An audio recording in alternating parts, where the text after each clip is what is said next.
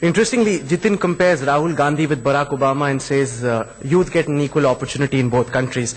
I wonder if Rahul Gandhi would have had the same chance if his surname hadn't been Gandhi. Barack Hussein Obama has Hussein as his middle name. We will of course give a chance to our audience to ask questions, and I'm sure they have a lot of questions to ask about the speech that you made. But I do not really know if people in the film industry carry visiting cards, but I'm sure that Farhan Akhtar's printer would have a very difficult time trying to make one for him. I mean, how do you fit a name with the words producer, director, writer, lyricist, actor, singer, guitarist, talk show host, all rolled onto one small piece of paper?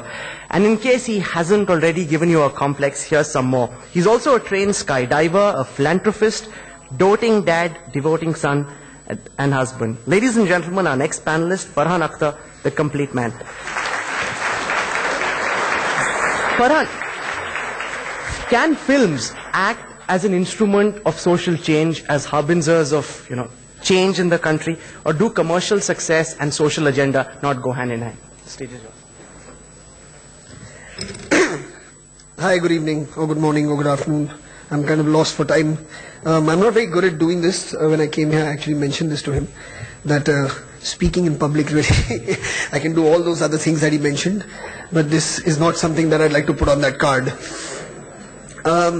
Just a couple of things that I would like to touch upon. The first, I think, is defining youth.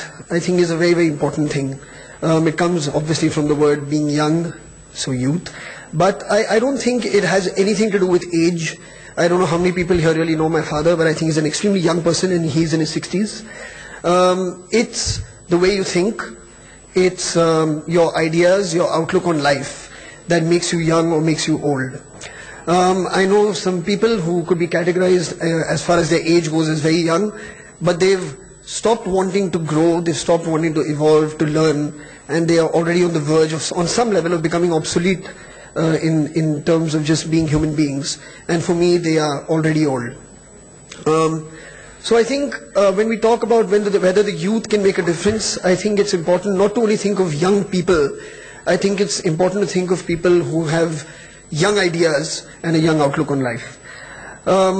As far as talking about the self-obsessed young generation who wants a better life for themselves, I think it's important for people to want a better life for themselves. I think it's important for a young person to be focused on his career, on his family, to think about whether his life that he lives, that he's providing people that he loves, is good or it's not good. And if that requires him to be slightly, or her, to be slightly self-obsessed, I think there's nothing wrong with that. It's important, again, for your growth. But saying which, I think when we talk about people who were, say, in power before us, people who tried to make a change before us, when we talk about the numbers that Rahul just mentioned of the percentage of people above a certain age in office, in parliament, and we see that they've been there for so many years and there really hasn't been much of a change while they were there. So this kind of self-obsession seems to be a legacy that's being passed down, from them to us. It's not something that we should be surprised about now, that how come only our young people today are self-obsessed. They've been self-obsessed for a while, so we're just following in their footsteps. Now we shall try and see if we can maybe not do that and do something else.